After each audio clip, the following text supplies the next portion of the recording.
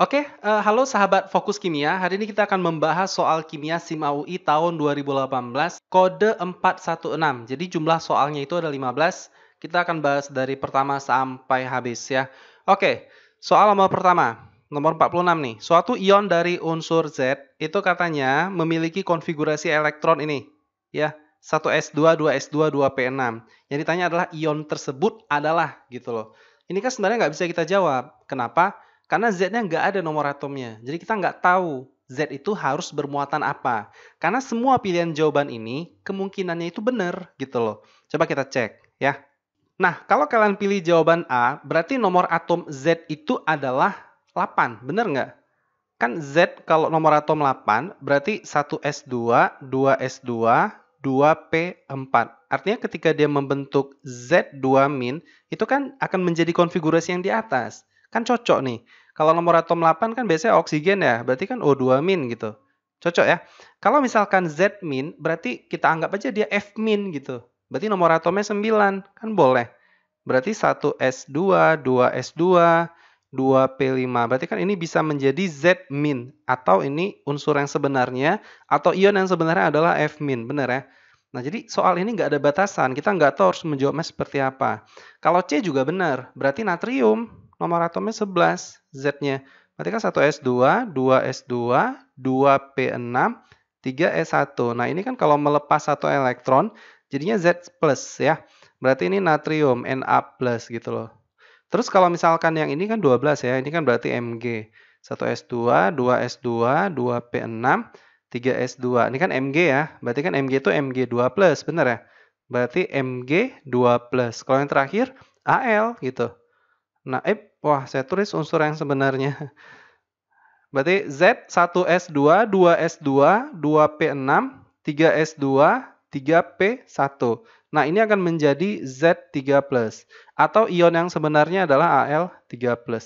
Nah, jadi tidak cukup informasi untuk kita memilih jawaban ini. Semestinya si Z ini harus diberitahu nomor atomnya gitu ya. Nah, soal nomor 47, diketahui X, Y, dan Z dapat membentuk senyawa XH4, YH4, H2Z2. Sorry, H2Z gitu. Jika diketahui nomor atom X, Y, Z berturut-turut 6, 7, 8. Ini kan kalau 6 udah pasti karbon ya. Kalau 7 itu di sebelah kanan karbon, nitrogen kan. Kalau 8 itu udah pasti O gitu. Jadi kalau kita buat dalam unsur yang sebenarnya, jadi XH4 itu kan sebenarnya CH4 gitu ya. Terus kalau misalkan YH3 itu berarti NH3 seharusnya gitu. Kalau misalkan H2Z, ini kan H2O ya, H2O. Nah, sekarang katanya gini, pernyataan berikut yang paling tepat adalah, ini udah berbicara masalah kepolaran. Kita gambar aja dulu strukturnya. Berarti untuk CH4 kan bentuknya begini ya. Di mana saya gambarnya? Di sini aja deh. CH4 itu kan begini ya. Di sini H, di sini H ya. Di sini H gitu. Nah, ini sudutnya sama semua ya, H ya. Ini sudutnya itu sama semua 109,5 derajat ya. Ini sama semua. Bukan 90 ya nih, 1,5 derajat. Nah, ini arah polaritasnya kan menuju C ya. Karena kan si H itu lebih elektropositif dibandingkan si C. Ini kemari gitu, ini kemari gitu. Ini kan tadi sudutnya sama semua nih, berarti kan seimbang. Kan ini kalau kita anggap sebagai arah vektor tidak ada resultan gitu. Maka struktur CH4 ini udah pasti nonpolar ya. Nonpolar gitu loh teman-teman. Nah, terus kita bahas yang H2O-nya, tintanya harus konsisten ya. NH3 dulu deh, berarti NH di sini ya. Ini H di sini, ini kita anggap menuju kalian ya. Kita kasih tebal gitu. Di sini berarti H, ini berarti kita buat gini biar menuju ke penonton. Berarti ini H, sorry, ini kok penonton, ini ke layarnya gitu ya. Terus elektron bebas di atasnya gitu teman-teman.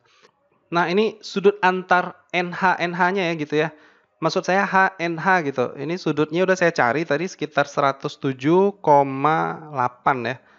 Pokoknya dekat-dekat seperti itulah. Ini H dengan H ini berdekatan ya. Ini maksudnya si elektron bebasnya ke atas gitu. Nah, jadi sama aja nih 107,8 derajat. Ini juga sama sebelah sini. Itu juga 107,8 derajat. Ini kalian bayangkan aja dimensinya elektron bebas nih ke atas gitu. Nah, kita tentukan dulu arah polaritasnya. Ini kan berarti H menuju N ya. Karena kan H lebih elektropositif dibandingkan N. Ini kemari gitu. Nah, berarti kan punya resultan nih. Karena walaupun mereka sama nih, sudutnya antara HNH, tapi kan ini menuju ke atas, ke elektron bebasnya. Berarti kan ke atas nih resultannya. Resultan ini kan nanti akan menghasilkan, ya resultan itu momen dipolnya nanti. Ada perhitungannya gitu ya. Nah, saya udah cari juga momen dipolnya itu untuk si NH3 itu besarannya 1,46 dB ya gitu. Nah, kalau misalkan CN4 tadi kan nggak ada resultan gitu. Kalau nggak ada resultan, berarti momen dipolnya udah pasti sama dengan 0 ya, non polar. Nah, ini bersifat polar ya gitu. Nah, begitu. Nah, saya kurang suka kalau menggunakan bahasa ada elektron bebas itu polar ya. Karena ada juga molekul yang punya elektron bebas tapi nggak polar. Terus ada istilah kalau yang simetris itu non polar gitu. Tapi ada juga simetris yang polar. NH3 ini kan sebenarnya simetris ya. Ini kan simetri C3 gitu. Kalau kita tarik dari sumbu atas menuju ke bawah. Cobalah kalian buka materi molekular simetri gitu. Nah, gitu. Sekarang yang bagian H2O ya. Coba kita buka yang H2O. H2O kan gini nih strukturnya. Atau, oh ya boleh deh, ini elektron bebasnya. Ini elektron bebasnya depan belakang ya. Kalian bayangin aja. Yang ini di dalam layar ini, kalau yang ini, yang sebelah kanan ini mengarah ke kalian gitu. Asumsi aja lah seperti itu ya. Oke, nah ini kita buat dulu polaritasnya kemana. Ini kalau si H kan menuju O ya. O kan lebih elektronegatif daripada H. Ini juga menuju O. Berarti kan resultannya ke atas nih. Nah, ke atas ya. Berarti kalau ke atas akan punya momen dipol ya. Ini sudutnya saya udah cari juga tadi di Google. Sudut untuk H2O itu kira-kira sebesar 104,5 derajat. Nah, gitu. Nah, resultan ke atas ini kan momen dipol. Itu besarannya kira-kira saya udah cari juga 1,84 dB ya. dB. Nah, berarti ini bersifat polar gitu ya. Oke. Nah, jadi H2O atau H2Z itu polar, untuk YH3 itu polar, untuk XH4 itu non-polar. Sekarang kita coba cek. Oh, tunggu. Sebelumnya kita bandingin dulu mana yang lebih polar gitu ya. Udah pasti yang paling polar H2O. Jangan kita lihat jumlah H-nya, tapi kita lihat polaritasnya tadi. Kalau misalkan si O dan H ini kan pasti perbedaan keelektronegatifannya akan lebih besar dibandingkan dengan N dan H gitu. Ya, sebenarnya dari data ini juga sudah cukup jelas kalau NH3 itu kan nilai momen dipolnya 1,46 tadi. Sebenarnya dari sini sudah cukup jelas kalau H2O itu kan lebih polar dari NH3. Tapi kalau misalkan kalian tidak punya data, gunakan aja perbedaan keelektronegatifan teman-teman. Jadi kalau OH itu kan perbedaan keelektronegatifannya lebih besar dari NH. Walaupun jumlah NH lebih banyak dibandingkan dengan OH, tetap aja posisi dari resultan tadi dengan sudut ikatan itu akan mempengaruhi hasil dari momen dipol. Ya, teman-teman ya. Nah, sebenarnya ada cara carinya nih untuk yang momen dipol ini gitu. Oke, berarti yang paling polar itu udah pasti H2O. Saya tulis lagi nih. Berarti H2O ya itu lebih polar dibandingkan NH3 ya. NH3 itu lebih polar dibandingkan CH4. Bahkan CH4 itu kan non polar ya. Ini saya tulis di sini tingkat kepolaran. Kepolaran ya. Jadi semakin ke kanan makin polar. Oke, kita lihat jawabannya. Jadi untuk yang bagian A, XH4 lebih polar dibandingkan YH3 itu udah pasti salah. YH3 lebih polar dibandingkan H2Z terbalik ya. H2Z lebih polar dibandingkan X4 ini betul. YH3 senyawa yang paling polar salah. H2Z senyawa yang paling tidak polar ini salah. Berarti jawabannya adalah C. Bisa ya? Oke, kita lanjut lagi nomor 3. Senyawa hidrokarbon dibakar sempurna dengan oksigen berlebih menghasilkan 44 gram karbon dioksida dan 13,5 gram air katanya. Rumus senyawa hidrokarbon tersebut adalah, ini kita buat dulu deh reaksinya. Ya, berarti di sini kan CXHY, kita nggak tahu senyawanya apa. Ditambah O2 menghasilkan CO2, kita tambah dengan H2O ya. Tidak perlu kalian setarain. Langsung kalian cari mol aja nih. Kalian cari dulu mol si O2-nya. Kan diketahui nih masanya. Sorry, CO2 bukan O2. Kan 44 gram ya. Berarti cari mol dulu. Mol sama dengan 44 bagi MR-nya. CO2 berapa MR-nya? Kan 12 ditambah O kan 32 ya. 32 nih berarti 44 juga. Maka hasilnya 1 mol. Oke, terus untuk H2O juga sama. Kita cari molnya. Berarti 13,5 kita bagi dengan MrH2O 2 tambah 16 itu 18. Setelah kita cari ya, sudah saya cari 0,75 mol. Oke. Ini kita jadikan bilangan bulat terkecil untuk menjadikan dia sebagai koefisiennya. Gimana caranya nih?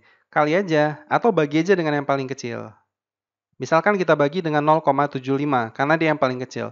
Maka dia kan akan jadi 1.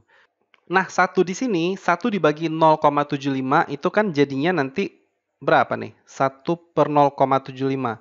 Ini kan sama aja dengan 4/3, bener nggak? Iya kan? Kan kalau 0,75 ini kan 3/4 gitu. Jadi ya dibalik aja 4/3. Nah, ini kita jadiin bilangan bulat lagi. Kali aja dengan 3 supaya penyebut 3 ini hilang, ya kan? Berarti ketika kita kali ke dalam jadinya ini 4, 1 ini menjadi 3. Maka kesimpulannya CO2 ini 4, untuk H2O itu 3. Maka X di sini udah ketahuan. X kan sesuai dengan jumlah C, berarti 4. Untuk Y-nya adalah ini kan H-nya tadi 6. Di sini ya udah pasti 6. Maka jawabannya sudah melambai-lambaikan tangan. Maka jawabannya pasti B ya. Oke, nomor 4.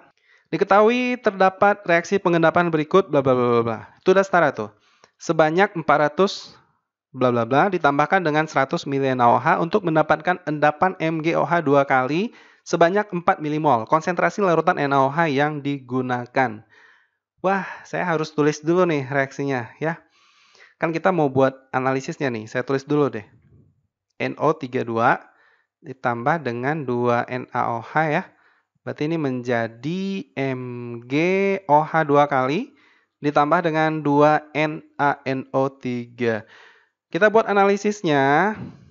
Mula-mula reaksi sisa ya. Ini kita coret aja. Coret. Oke, kita tinggal ngisi aja nih ke dalam. Berarti apa yang harus kita isi? Ini si MgNO3 2 kali bisa dikali nih. Ini kan bisa kita cari molnya. Tinggal kali aja. 100 kali 0,1. Berarti di sini 10 milimol. Betul ya? Untuk MgOH 2 kali udah diketahui 4 milimol. Tinggal kita naikin aja ke atas. Ini 4 milimol. Ya kan? Ini jadinya 8 ya. Kali koefisiennya 2. Ini 8 milimol. Ini kali kemari berarti jadinya 8 milimol ya. Nah, berarti di sini pasti tersisa si Mg-nya. Sorry, MgNO3 2 kali. Berarti jadinya 6 milimol. Maka kesimpulannya, NaOH ini kan pasti habis. Bener nggak? Supaya dia habis berarti berapa di atasnya? 8 milimol kan? Nah, supaya habis berarti dia harus menggunakan 8 milimol. Yang ditanya di soal adalah konsentrasi larutan NaOH. Udah, tinggal kita colek aja nih. Ayo, kita colek ya.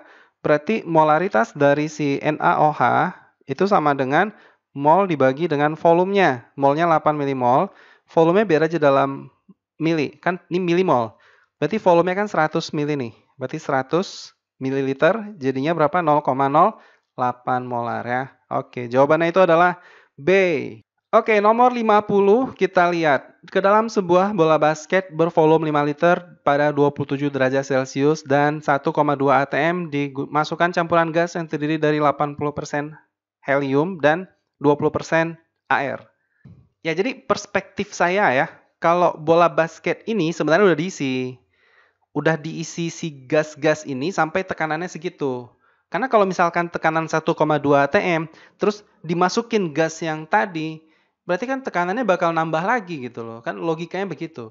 Nah, jadi kita ngambil penyederhanaannya di dalam bola basket yang memang tekanannya itu 1,2 atm ya kan. Nah, jadi kalau anak-anak yang berpikir kritis kadang bertanya di daerah situ. Ini berarti 5 liter. Terus untuk suhunya diketahui 27 derajat Celcius. Kita ubah aja ke Kelvin ya. Berarti jadinya 300 Kelvin. Nah, di dalam sini, nah, apa isinya? Itu tadi isinya. Jadi isinya tadi ada heliumnya itu sebanyak 80%. Terus si argonnya itu sebanyak 20%. Gitu. Ya. Nah, terus kata soal apa? Jika kedua gas dianggap bersifat ideal dan tidak bereaksi, jumlah molekul helium dalam bola basket tersebut. Nah, jadi yang ditanya jumlah molekul, JP-nya. Untuk cari JP, kita butuh mol si helium. Berarti kita harus cari mol dulu menggunakan persamaan gas ideal. Karena kan di sini diketahui tekanan, volume, dan suhu. Nah, kita anggap aja nih, 1,2 atm itu adalah tekanan yang memang dihasilkan dari kedua gas ini. Gitu. Ya, asumsi aja begitu. Nah, berarti kita bisa cari P si helium, karena yang ditanya helium. Berarti kan 80% itu 0,8 kali 1,2 atm ya. Maka di sini, ini udah saya cari, jadi dapatnya 0,96 ATM gitu, teman-teman. Ya, oke. Nah, berarti sekarang kita cari molnya. PV sama dengan NRT gitu kan ya. Berarti N sama dengan PV dibagi dengan RT. Nah, berarti P-nya udah ada tadi 0,96 ATM, satuannya nggak saya tulis lagi. Volumenya itu 5 tadi ya. Kita bagi dengan R berapa konstanta gas? 0,082 untuk T 300. Nah, ini udah saya cari biar lebih cepat. Itu dapatnya 0,1951 mol. Oke. Ini baru mol nih. Sekarang kita cari JP-nya. Berarti JP si helium itu sama dengan jumlah partikel ya maksudnya. Mol si helium kita kali dengan Avogadro. Nah, molnya tadi 0,1951. Avogadro ada disebut di soal. 6 dikali 10 pangkat 23. Nah, setelah saya cari, dapatnya 1,17 kali 10 pangkat 23. Oke, jawabannya sudah memanggil-manggilkan tangan, berarti B ya. Oke, soal nomor 51. Pada kalorimeter sederhana dimasukkan 100 mili 1 M NaOH yang selanjutnya direaksikan dengan 100 mili 1 M HCl. Temperatur larutan densitasnya diketahui 1 gram per mili dalam kalorimeter meningkat dari 25 menjadi 32,1.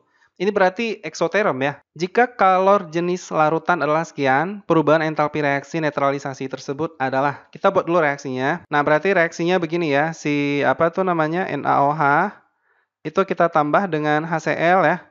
Nah, itu hasilnya apa nih? NaCl, kita tambah dengan H2O. Kita buat dulu analisanya. Berarti kan di sini mula-mula reaksi sisa ya. Ini saya tarik garis nih. Oke, kita isi aja data yang diketahui di soal. Ini kan udah diketahui nih volume sama molaritasnya. Ini bisa kita cari mol kali aja. Biar aja dalam mili. Berarti 100 milimol. Untuk HCl juga sama kebetulan ya ini. Berarti juga 100 milimol. Maka siapa yang habis bereaksi? Ya dua-duanya habis bereaksi. Ini 100 milimol ya. 100 milimol. Ini juga 100 milimol. Wah, ini kok mililiter nih. Sorry. Nah, ini milimol ya. Ini milimol juga. Sorry, ini 100 milimol sama semua. Oke, saya tulis dulu. Oke, nah jadi semuanya 100 milimol nih ya. Yang ditanyakan perubahan entalpi netralisasi. Perubahan entalpi netralisasinya itu kan dalam kilojoule per mol. Ini mol yang kalian pakai itu adalah mol si airnya gitu. Jangan mol yang lain, kan netralisasi. Ya. Terkadang nanti kalau misalkan NaOH tambah HCl-nya ini tidak ekivalen begini misalkan. Ada yang bersisa. Jadi kan bingung nih pakai mol yang mana. Iya, kita pakai mol air gitu. Karena kan netralisasi itu H plus tambah OH min membentuk H2O. Ya. Jadi mol ini yang kalian pakai. Oke, sekarang kita cari Q-nya dulu. Berarti Q larutannya ya. Berarti Q larutannya saya tulis dulu. Berarti Q larutan itu sama dengan, gunakan aja yang MC delta T ya. Delta T. Nah, berarti M-nya itu, nah tadi kan dia bilang densitas larutan 1 gram per mili gitu. Berarti kan campuran kedua ini dianggap sangat encer ya. Berarti sangat encer. Berarti dianggap menyerupai air gitu. Maka 200 mili ini kan sama aja dengan 200 gram ya teman-teman. Nah gitu. Oke, berarti ini 200 gram tadi. Kita kali C-nya berapa C-nya? C-nya 4,2 ya. Nah itu berarti suhunya nih. Delta dari ini. Berarti 7,1, betul ya? Oke, udah saya cari. Itu dapatnya 5,964. Berarti kan joule ya. Karena kan tadi C-nya itu dalam joule. Ini kita ubah ke kilojoule jadinya 5,964 kilojoule. Oke. Nah, yang ditanya adalah delta H reaksinya ya. Delta H reaksinya itu atau delta H netralisasi itu pasti minus. Kenapa minus? Kan tadi naik suhunya, berarti eksoterm. Berarti kan min Q per mol ya. Berarti min Q-nya kan 5,964 kilojoule ya. Untuk molnya pakai mol yang mana? Mol yang netralisasi. Berarti 0,1 mol. Oke, maka jadinya min 59,64 kilojoule per mol. Ya, maka jawabannya ya ambil yang paling mendekati ya. Berarti jawabannya pasti A ya. Oke, soal nomor 52. Diketahui pada temperatur 25 derajat Celcius, KSP dari CDOH ini diketahui sekian ya. 10 pangkat min 16. Untuk CuOH 2 kali itu 10 pangkat min 21. Ini rumus keduanya itu sama ya. Coba kita buat ya. CDOH 2 kali. Ini kalau kita ionisasi, jadinya CD2 plus ditambah 2OH min Berarti ini untuk si CuOH 2 kali, ini juga sama polanya. Sorry, Cu2 plus tambah 2OH min. Maksud samanya apa gitu ya? Maksud samanya ini. Ini kan kalau S, ini kan S 2S ya. Ini kan S, S 2S gitu. Ya udah berarti kan rumus KSP-nya sama nih. Jadi rumus KSP-nya adalah 4S pangkat 3. Ya, gitu. Jadi kita cari aja nih S dari kedua garam ini pada saat jenuh gitu kan, jenuh tuh KSP. Oke, berarti kita cari S untuk si CDOH 2 kali dulu deh. Berarti kan sama dengan nih S ini berarti solubility-nya ya, kelarutannya. Maka akar kita balik aja, berarti 3 KSP per 4 kan gitu. Saya masukin aja deh. 10 min 16 saya bagi 4 ya. Maka ini udah saya cari ya biar cepet. 2,92 dikali 10 min 6 gitu. Nah, terus S untuk si CuOH 2 kali. Oh, ini ya. Ini berarti 3, ini berarti berapa nih? 10 min 21 dibagi dengan 4. Oke, maka hasilnya itu 6,29 kali 10 min 8. Nah, sekarang dari nilai S ini, menurut kalian yang paling mudah larut yang mana? Ayo, yang mana coba? Sebelum saya jawab. Yang paling mudah larut ya udah pasti yang di atas ya. Kan solubility-nya lebih besar dibandingkan yang di bawah. Berarti ini mudah larut. Mudah larut dibandingkan dengan yang di bawah gitu. Nah, ya, seperti itu. Oke, sekarang kita langsung lihat manakah pernyataan yang benar. Konsentrasi ion OH- dalam larutan jenuh CdOH2 sama dengan konsentrasi OH- dalam larutan jenuh CuOH 2 kali. Nah, itu udah salah. Kenapa salah? Coba kalian lihat S di CdOH. S di CdOH kan 2,92 kali 10 min 6. Ini tinggal kalian masukin aja nih untuk OH-nya. Ya, ini saya tulis tempat baru aja deh. Nah, jadi gini. OH- untuk si CdOH2 misalkan. Ini kan 2S nih, 2S. Nah, tinggal masukin aja 2 dikali 2,92 kali 10 min 6. Nah, ini hasilnya pasti akan berbeda dengan si yang SOH- dari COH 2 kali, benar nggak? Ini tanpa kita cari pun udah pasti beda. 2S, ini berarti 2 dikali 6,29 kali 10 min 8. Nah, coba kalian lihat, ini nggak saya cari ya. Yang bagian atas main bawah pasti beda. Jelas banget berbeda. Ini min 6, min 6, ini 10 pangkat min 8. Maka jawaban nomor A pasti salah. Benar ya? Oke. Nah, terus yang B-nya. Konsentrasi ion CD2+ dalam larutan jenuh CdOH 2 kali sama dengan konsentrasi CO2+ dalam ini udah pasti salah juga. Karena kan tadi CD2+, kan S aja nih. CO2+ S aja. S-nya aja nih udah beda. Berarti ya udah pasti beda. Ya kan? Nggak usah kita cari lagi. Nomor C. Pada konsentrasi CD2+ dan CO2+ yang sama, penambahan larutan NaOH akan mengendapkan CdOH 2 kali lebih dulu dibandingkan CuOH 2 kali. Tadi saya udah tanya sebelumnya, yang paling mudah larut yang mana? Yang paling mudah larut CdOH 2 kali, ya kan? Berarti yang paling mudah untuk mengendap, berarti yang mana? CuOH 2 kali. Karena kan solubility-nya lebih kecil dibandingkan solubility si CdOH 2. Maka jawaban C itu udah pasti salah juga. Terbalik, seharusnya bukan CdOH 2 kali yang lebih dulu mengendap. Oke, sekarang yang bagian D. Pada konsentrasi CD2+ sama dengan 2 kali konsentrasi CO2+. Penambahan larutan NaOH akan mengendapkan CdOH 2 lebih dulu dibandingkan CuOH 2 kali. Ini kan terbalik juga gitu loh teorinya. Gini deh ya, mungkin kalimat pertamanya agak bingung gitu ya. Ini saya tandain dulu deh. Ini yang bagian satu lah ya. Ini saya tandain gini deh. Nah, ini gini. Ini bagian yang ini. Nah, sekarang bagian yang baru gitu pura-puranya. Oke. Nah, maksud dari yang D itu gini. CD2+ sama dengan 2 kali konsentrasi Cu2+. Berarti kan Cu2+ tadi berapa konsentrasinya? Kita pakai aja yang udah kita cari tadi. Berarti kan 6,29 kali 10 min 8. Kan gitu. Kalau misalkan CD2+, itu kan 2 kalinya. Berarti 2 kita kali 6,29 kali 10 min 8. Kan gitu ya teman-teman ya. Nah, jadi kan kalau misalkan kita ambil solubility yang tadi kita cari sebagai permisalan ini, berarti kan CD2+-nya itu dikali 2 ya, sesuai permintaan yang D. Maka ini jadinya itu adalah 1,5 6,258 kali 10 min 7. Ini kan tetap sama ya, 6,29 kali 10 min 8. Nah, jadi kalau kita lihat nilai dari solubility CO2 plus dan CD2 plusnya seperti ini, maka yang akan duluan mencapai nilai KSP-nya itu kan pasti CuOH 2 kali. Karena kan KSP CuOH 2 kali itu kan sangat kecil, 10 min 21. Atau biar lebih mudah kita coba meramalkan secara KSP deh. Oke, ini yang tadi ya, yang udah kita cari tadi. Nah, kita kan ingat kembali bahwa KSP itu masih ingat konsepnya. Jadi kalau KSP lebih besar dari KSP, itu kan maka akan terjadi pengendapan. Ya, mengendap. Tapi kalau nanti KSP itu lebih kecil dari KSP, itu kan tidak mengendap. Nah, gitu. Tidak mengendap, teman-teman. Nah, jadi kita asumsikan aja konsentrasinya kita ambil dari solubility saat KSP tadi gitu. Tapi pada dasarnya makna si soal ini adalah kita menambah secara perlahan, lalu siapa yang mengendap gitu. Ya kan? Nah, ini kita misalkan aja gitu. Kita mau cari KSP dari kedua basa ini.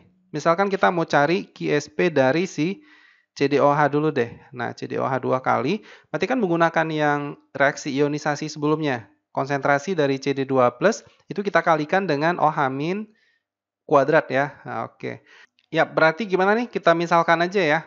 CD2 plus kita gunakan yang tadi 1,258 kali 10 min 7 ya.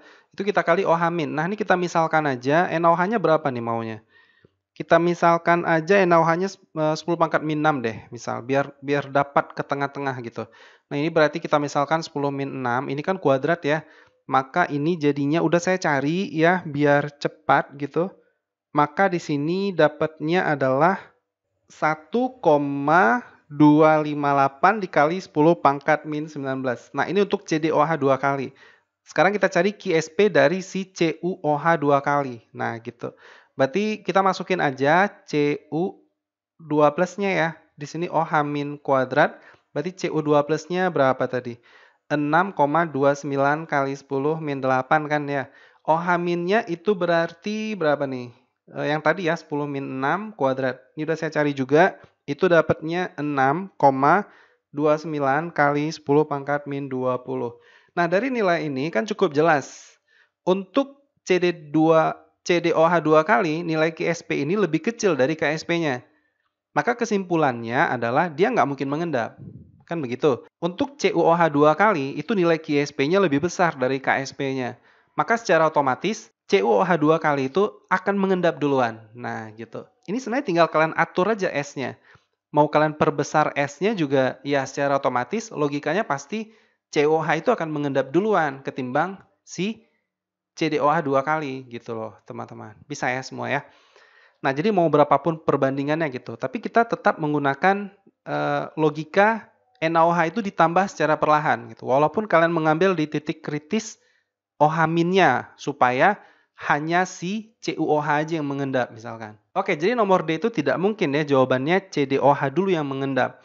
Sekarang yang E, Cu2 plus sama dengan 2 kali konsentrasi CD plus. Penambahan larutan NaOH akan mengendapkan CuOH 2 kali lebih dulu dibandingkan CDOH 2 kali. Ini sama aja gitu loh. Ini kan logikanya adalah Cu2 plus dibuat 2 kali dari CD2 plus gitu maksudnya. Berarti kan konsentrasi keduanya ini sebenarnya tidak terlalu jauh berbeda, teman-teman. Ini asumsinya adalah konsentrasi saat KSP tadi ya. Jangan kalian ambil, misalkan Cu2 plusnya itu kalian ambil berapa? 200 molar misalkan gitu. Jangan seperti itu, yaitu dua-duanya akan mengendap. Tapi tetap aja si CuOH dulu yang mengendap. Kan KSP-nya lebih kecil, KSP-nya lebih kecil tadi. Nah, jadi seperti itu. Ini nggak perlu kita cari lagi ya. Jadi walaupun dia buat 2 kali, tetap aja nilai konsentrasinya berdekatan. Maka yang lebih duluan mengendap adalah CuOH dulu gitu. Jadi tidak perlu berlama-lama di bagian ini. Jawabannya itu udah pasti E. Bisa ya semua? Yap, soal nomor 53, produk yang dihasilkan dari reaksi 3 kloroheksana ya dengan NaOH. Ini kan alkil halida nih, teman-teman. Alkil halida. Nah, jadi alkil halida itu kan RX ya. Di mana X itu boleh apa? F, Cl, Br atau I gitu. Nah, jadi alkil halida ini akan mungkin bisa mengalami 2 jenis reaksi, bisa substitusi nukleofili atau mengalami eliminasi. Tergantung dari reaksinya gitu, tergantung dari posisi halogennya gitu, bisa sekunder kan, primer, tersier. Dan juga nanti ada pengaruh pelarut. Itu sebenarnya banyak banget faktor-faktornya, tapi kita nggak bahas sampai ke sana gitu. Kita hanya batasi dari reaksi dan posisi dari halogennya gitu. Ya, jadi alkil halida ini ada 3 tipe. Jadi ada yang primer, nanti saya tulis dulu deh. Jadi ada yang primer. Primer kalian ingat aja bentuknya gini. CH3X ya. Ini kan satu-satunya nih yang mengikat C dengan 3H gitu. Nah, atau R di sini nanti CH2X. Nah, gini. X-nya mengikat C dengan 2H. Saya sih paling mudah ngafal begini gitu. Habis itu sekunder. Nah, untuk yang sekunder berarti kalian ingat aja di sini X atau halogen yang mengikat C dengan 1H. Berarti kan R-nya ada 2 ya. 2 aja saya tulis di sini X. Untuk yang tersier berarti kan C yang tidak ada H mengikat X gitu. Kebayang ya? Kira-kira teman-teman. Kita satu contoh deh biar kalian nggak bingung gitu teman-teman semua.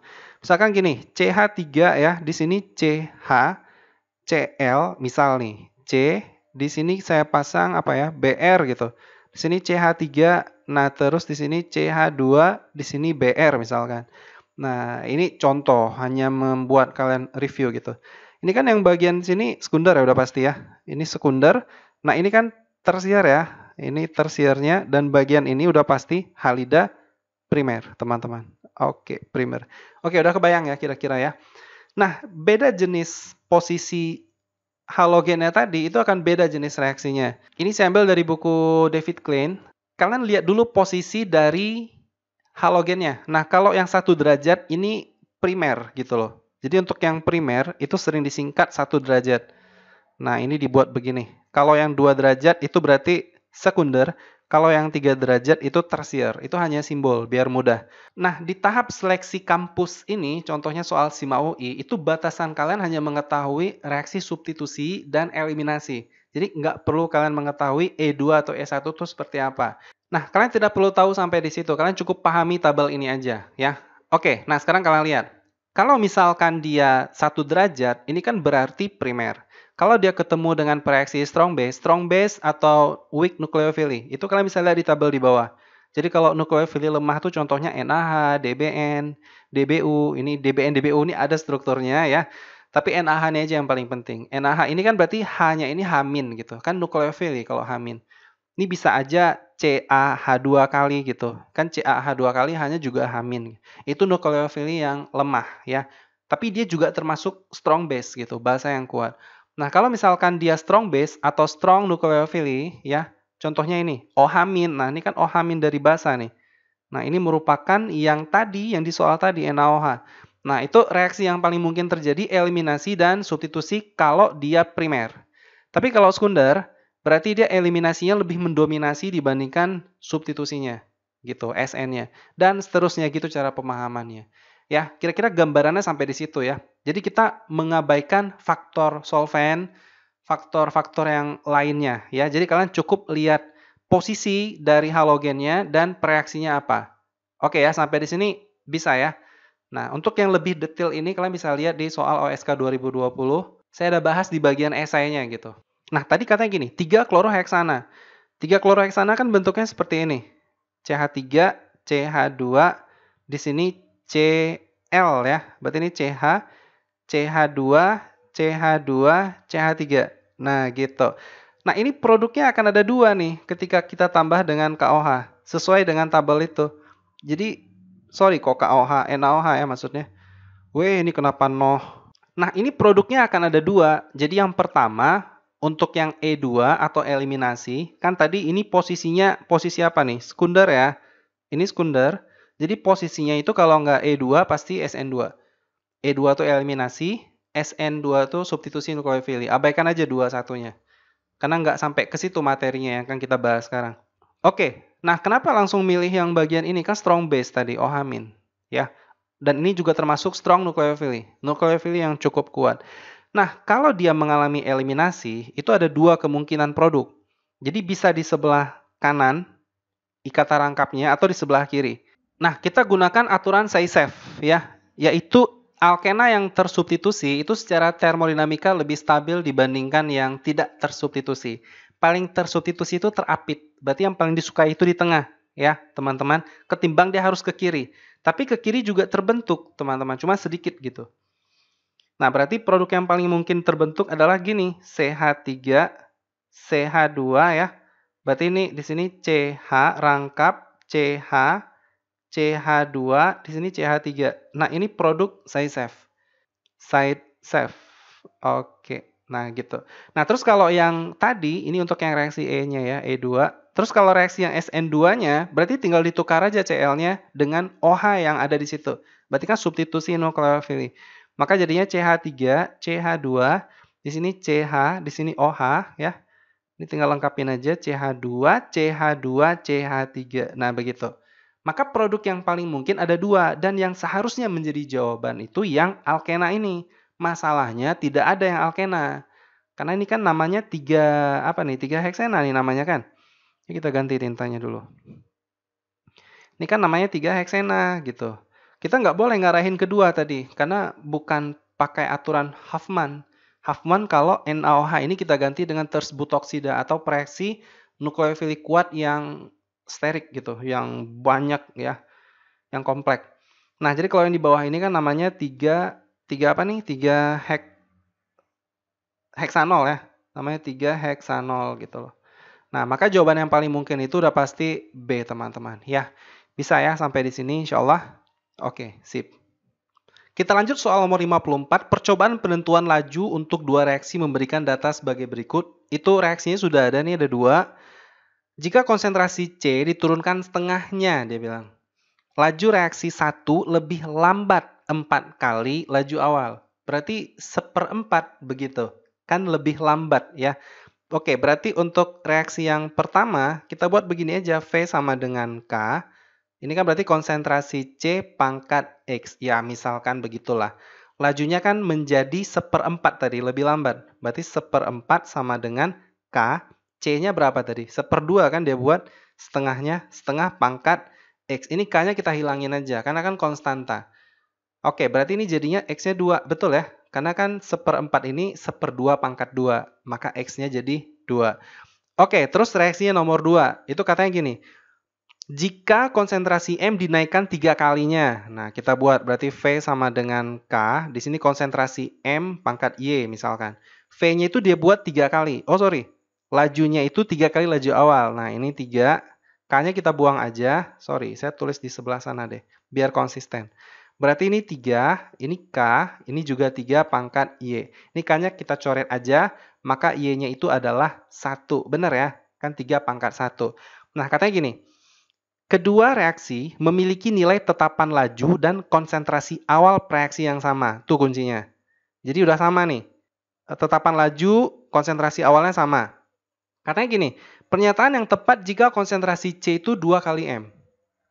C sama dengan 2 kali M. Misalkan aja. Jadi kalau kalian misal, si M itu sama dengan 1, maka C-nya kan akan jadi 2. Betul ya? Kita masukin aja ke persamaan yang tadi. Nah, sekarang kita coba persamaan yang laju pertama. Nah, laju pertama berarti K, C-nya kan 2 tuh. Pangkat 2 ya, kan X-nya 2, berarti jadinya 4K. Untuk yang laju kedua, K-nya kan sama dengan yang pertama. Nah, M-nya tadi 1, udah kita misalin, pangkat 1 ya, Y-nya kan 1, berarti jadinya K. Apa kesimpulannya? Berarti kan laju yang pertama itu sama dengan 4 kali laju yang kedua. Betul nggak? Karena kan laju kedua itu cuma K doang. C ya, laju 1 berlangsung 4 kali lebih cepat dibandingkan reaksi yang kedua. Gitu ya. Oke. Oke, soal nomor 55. Asam hipoklorit dapat diproduksi dengan menambahkan gas klor ke dalam wadah berisi endapan merkuri, oksida dalam air sesuai dengan persamaan reaksi berikut. Ini reaksinya sudah ada, udah setara.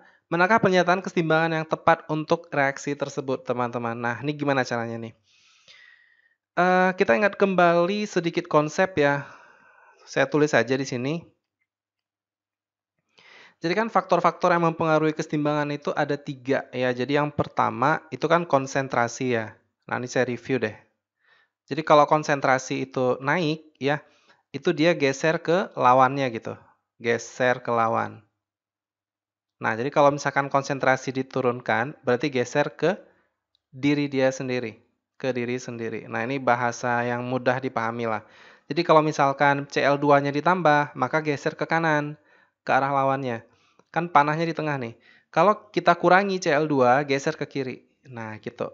Tapi ingat ya, fasa yang diambil itu aqua dan gas aja gitu loh. Fasa yang diambil aqua dan gas gitu ya. Oke, terus yang kedua adalah tekanan dan volume. Nah, untuk tekanan dan volume itu fasa yang diambil gasnya aja gitu. Nah, jadi untuk tekanan dan volume itu gasnya aja ya. Nah, jadi gimana nih prinsipnya? Jadi kalau misalkan P-nya itu naik, pasti V-nya turun. Dia berbanding terbalik. Gesernya kemana? Geser ke koef yang kecil. Koefisien kecil. Ingat ya, gasnya aja gitu. Nah, tapi kalau P-nya turun, maka V-nya itu pasti akan naik. Berarti geser kemana? Ya sebaliknya, berarti geser ke koefisien yang besar, teman-teman. Oke, ini nggak ada problem. Terus yang terakhir adalah suhu ya. Suhu, ini ngapain dibulatin? Yang terakhir suhu. Nah, suhu ini begini triknya biar mudah. Jadi ada T, di sini ada delta H. Ini berarti apa? K-nya ya. K-nya kemana gitu. Ini saya ringkas aja begini. Ini saya tarik garis dulu. Ini begini, gini, dan gini. Oke, sip. Nah, jadi gini, kalau misalkan suhunya itu dinaikkan, nah, atau misalkan yang di sini diturunkan.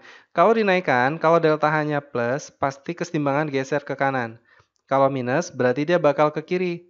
Kalau turun plus, berarti kiri. Nah, gitu. Kalau minus, maka dia akan ke kanan. Nah, cuman karena suhu, nilai kesetimbangan itu bisa berubah, ya. Nah, jadi suhu itu bisa mengubah nilai K menggunakan persamaan Van Hoff kalau nggak salah saya. Menggunakan persamaan Van Hoff ya. Kalau yang energi aktivasi kan yang persamaan Arrhenius. Jadi kalau udah ke kanan, maka nilai K itu bakal naik. Kalau ke kiri itu turun. Kiri juga sama, turun. Ini kalau ke kanan bakal naik gitu. Oke, sekarang kita lihat jawabannya. Reaksi tidak bergeser jika ke dalam wadah ditambahkan sejumlah yang sama Cl2 dan HGO. Ya, HGO-nya mungkin tidak mempengaruhi, tapi Cl2-nya mempengaruhi. Ya, berarti salah nih kalau dia bilang tidak bergeser. Reaksi bergeser ke kanan jika ditambah ke dalam wadah itu sejumlah yang sama Cl2 dan HGO. Ini bergeser karena kan Cl2 fasanya gas, ya. Ya, ini walaupun ini nggak mempengaruhi, Cl2-nya mempengaruhi. Reaksi bergeser ke kiri jika ke dalam wadah ditambahkan sejumlah yang sama. Nah, ini terbalik. Ngapain ke kiri? Seharusnya ke kanan. Kan Cl2-nya di sebelah kiri. Terus ditambah lagi katanya. Berarti ini salah. Ini salah ya, ini salah tadi. Terus reaksi bergeser ke kanan jika volume wadah ditingkatkan 2 kali. Terbalik. Karena yang fasa gas kan cuma di sebelah kiri, koefisiennya 2. Nah, jadi koefisien sebelah kiri itu ada 2, koefisien di sebelah kanan itu 0. Maka ketika volume diperbesar atau ditingkatkan 2 kali, gesernya ke kiri, bukan ke kanan ya. Ini salah. Jadi seharusnya ini kiri. Oke, nah terus reaksi tidak bergeser jika volume wadah ditingkatkan 2 kali. Ini salah. Maka jawabannya yang paling mungkin adalah B ya teman-teman. Bergeser ke kanan jika ditambah Cl2. Oke, kita lanjut soal nomor 56. Pada temperatur 27 derajat Celcius, ini suhunya diketahui ya, 27 tambah 273 terus deh biar dalam Kelvin. 5,8 gram suatu senyawa elektrolit AB. Wah, elektrolit nih. Berarti masanya diketahui ya. Masanya itu 5,8 gram. Terus katanya elektrolit tuh si AB. Kita ionisasi aja dulu. Berarti A plus tambah B min. Ya, sama aja mau A2 plus B2 min ya. Yang mana jumlah ionnya sama-sama 2 ya. Di sini kan tidak disebut ini apa derajat disosiasinya. Berarti kita anggap terionisasi sempurna. Maka I itu juga akan sama dengan 2. Tekanan osmotik berarti P-nya diketahui 4,92 atm. Terus yang ditanya adalah volume ada juga tuh 1 liter. Massa molekul relatif B. Wah, ini kan konsep sifat koligatif larutan untuk tekanan osmotik ya. Berarti gimana nih? P sama dengan mRTI kan gitu ya. Karena dia di sini kan elektrolit maka pakai I. Ini kita bongkar aja P sama dengan ini berarti massa ya. Kita kali R, kita kali T, kali I, terus dibagi dengan mR kali V. Masukin aja angka-angkanya. Berarti di sini 4,92. Tekanannya kan tadi. Terus masanya di situ 5,8 kalian kali dengan R-nya 0,082 ya. Sudah diketahui di soal. T-nya 300 Kelvin tadi, I-nya 2. Terus kita bagi MR. Karena ditanya MR nih sepertinya. Iya kan, massa molekul relatif AB. Terus kita kali dengan V-nya 1. Setelah udah saya cari tadi, dapatnya pas 58.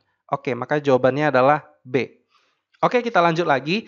Nomor 57, larutan buffer dibuat dengan melarutkan 200 ml asam asetat 0,15 ml, 200 ml asam asetat 0,15 molar, dan 100 ml natrium asetat 0,25 molar. Jadi gini ya, ada buffer nih ceritanya. Jadi dalam wadah, saya tulis gini aja ya. Jadi wadah ini ada sistem buffer yang isinya asam asetat, yaitu CH3COOH ya. Itu 200 mili katanya. Konsentrasinya 0,15 molar. Terus ada garamnya, natrium asetat, NaCH3COO ya. Berarti ini berapa nih? 100 mili.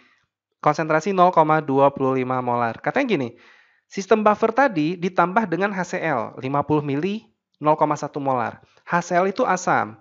Berarti dia akan menyerang siapa coba? Ya, dia akan menyerang yang basa konjugatnya. Berarti NaCH3COO ini akan diserang oleh HCl. Oke, kita buat reaksinya dulu deh. Berarti ini ya udah deh nggak apa-apa deh. CH3COO ditambah dengan HCl itu menjadi CH3COOH, betul ya. Produk sampingnya kan NaCl. Nah, ini kita buat analisisnya dulu. Pertama, berarti gimana? Mula-mula reaksi sisa ya. Ini kita coret. Nah, CH3COOH-nya saya masukin aja nih yang sudah ada di dalam larutan. Ini kalau kita kali, itu dapatnya adalah 30 milimol. Nah, gitu. Ini udah saya kali nih ya. Berarti di sini 30 milimol. Karena kan di dalam larutan sudah ada CH3COOH-nya. Oke, sekarang kita tinggal buat komponen yang bereaksi tadi. CH3CONA atau NaCH3COO tadi ini 100 mili 0,25 molar. Berarti kan ini 25 milimol ya. 25 milimol, HCl-nya itu 50 mili dikali 0,1. Berarti 5 milimol. Maka siapa yang habis bereaksi? Ya udah pasti HCl. 5, di sini 5, ini jadinya 20. Ini 5, ini 5. Ini kan berarti jadinya 35 milimol ya. Kan dijumlah. Nah, ini 5 milimol. Saya tulis deh ya biar lengkap. Milimol, semuanya ini sama. Ini juga milimol. Milimol, ini milimol. Oke, kita langsung masuk ke rumus buffernya. Karena kan yang dia tanya di sini adalah pH si buffer ini jadi berapa gitu perubahan pH-nya. Berarti setelah berubah gitu ya, bukan deltanya. Setelah berubah menjadi berapa pH akhirnya. Oke, ini kan pKa-nya diketahui 4,7. Ini kita ubah aja jadi Ka ya. Berarti kalau jadi Ka gimana? 10 min 4,7. Ini nggak masalah nih. Walaupun pangkatnya begini, nanti berubah sendiri. Oke, gimana rumus buffer asam nih ya? Buffer asam berarti H+ sama dengan Ka. Di sini berarti gimana? Mol si asamnya ya atau konsentrasi si asamnya. Sebenarnya mol aja ya karena volumenya kan kena coret gitu. Kalau misalkan kita buat volume total ya.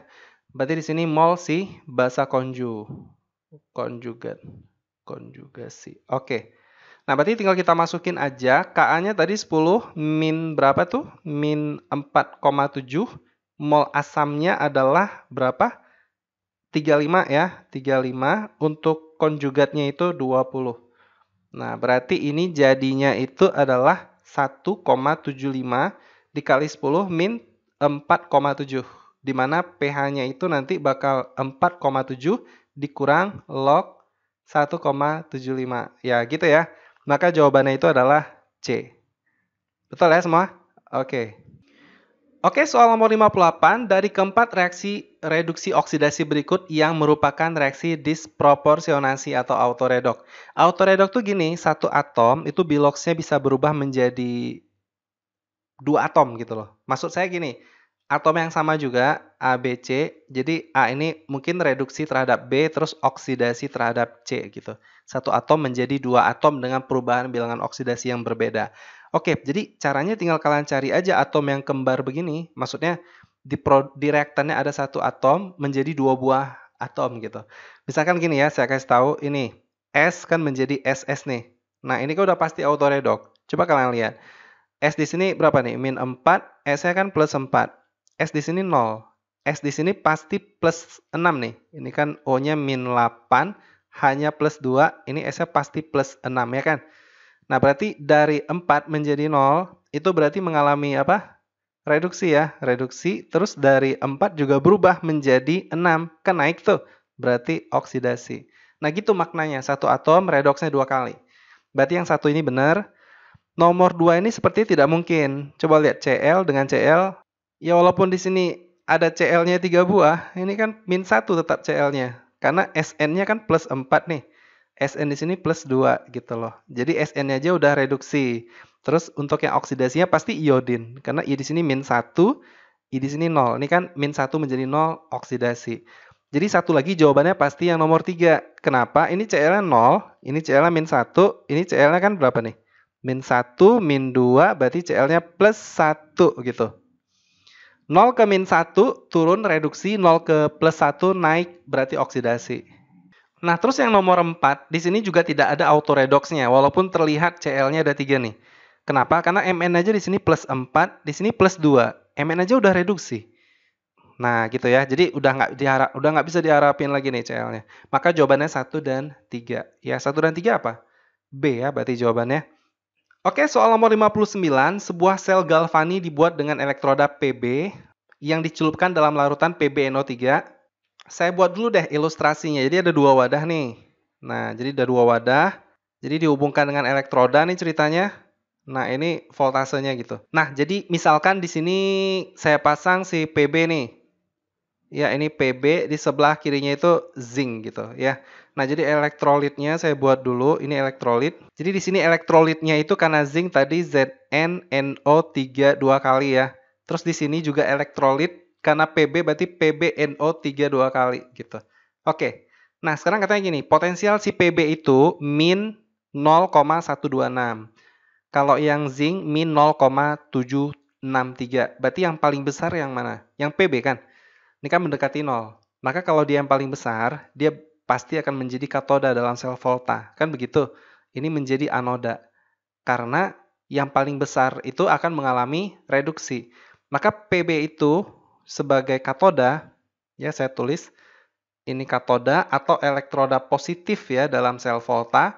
Kalau zinc itu sebagai anoda atau elektroda negatif dalam sel volta. Nah, berarti jawabannya gimana? Nomor 1 coba kita lihat. Bila konsentrasi masing-masing larutan 1 molar, ya berarti standar ya. Jadi tidak perlu pakai aturan Nernst. Potensial selnya 0,889. Ini salah ya. Kenapa salah? Ini kan tinggal kita kurang aja nih. Berarti E0 selnya itu yang katoda kurang anoda. Katodanya kan tadi min 0,126. Itu kita kurang dengan min 0,763. Nah, ini mustahil sekali dapatnya 0,889 gitu kan. Seharusnya dapatnya di sini 0,637 volt gitu loh. Kan ini jadi plus nanti. Berarti ini salah. Nah, nomor 2 coba kita lihat. Konsentrasi larutan Zn berkurang. Tadi kan zinc mengalami oksidasi. Kalau mengalami oksidasi, berarti konsentrasi Zn itu bukannya berkurang, malah bertambah. Karena kalau yang namanya oksidasi, berarti kan zinc itu terurai menjadi Zn2+, tambah 2 elektron. Berarti kan ini terus terbentuk. Nah, ini terus terbentuk. Berarti kalau sudah terus terbentuk, maka konsentrasinya mustahil berkurang, seharusnya bertambah gitu. Oke, sekarang yang bagian nomor 3, apa katanya? Konsentrasi larutan PbNO3 2 kali bertambah. Nah, ini yang salah juga. Seharusnya bukan bertambah ya, berkurang. Karena kan Pb mengalami reduksi. Pb2+ ditambah 2 elektron menjadi Pb. Nah, ini akan terus bereaksi menjadi Pb. Berarti kan dia terus mengendap di elektrodanya. Maka otomatis iya, konsentrasi ini berkurang ya. Terus berkurang gitu loh. Karena dia bereaksi, mengendap di elektroda Pb. Nah, terus yang nomor 4, elektron mengalir dari elektroda Zn ke elektroda Pb. Itu benar. Karena kenapa? Karena anoda itu kan tempat terjadinya oksidasi gitu. Ya, bisa aja sih elektrodanya yang mengalami oksidasi. Itu kalau misalkan elektrodanya inert dan dia berguna sebagai elektroda pembantu untuk mengoksidasi elektrolitnya, misal. Nah, berarti dia akan menjadi tempat untuk oksidasi ya. Tapi ini kebetulan zinc itu sebagai elektroda yang langsung mengalami oksidasi. Nah, berarti kan kalau misalkan anoda itu prosesnya oksidasi, oksidasi itu kan melepas elektron maknanya, kan begitu, melepas elektron. Kemana elektronnya menuju? Ya ke katoda, kan katoda reduksi. Reduksi itu artinya menerima elektron, ya. menerima elektron. Maka jawaban nomor 4 ini benar. Elektron mengalir dari zinc menuju ke elektroda Pb. Oke ya. Maka jawabannya 4 aja. Berarti kalau 4 aja apa dong? D ya. Oke, sip. Oke, soal nomor terakhir ya. Ini katanya gini. Perhatikan struktur paracetamol di atas. Gugus fungsi yang terdapat pada molekul paracetamol adalah. Ya, ini gugus apa nih? Yang OH ini kan udah pasti alkohol ya. Alkohol. Terus yang cincin ini benzena. Jangan alkena ya. Alkena itu beda dengan benzena. Ya, benzena punya nomenklatur sendiri, punya tata nama sendiri, dan dia bukan bagian dari alkena. Ini benzena ya. Nah, terus ini yang besar ini apa?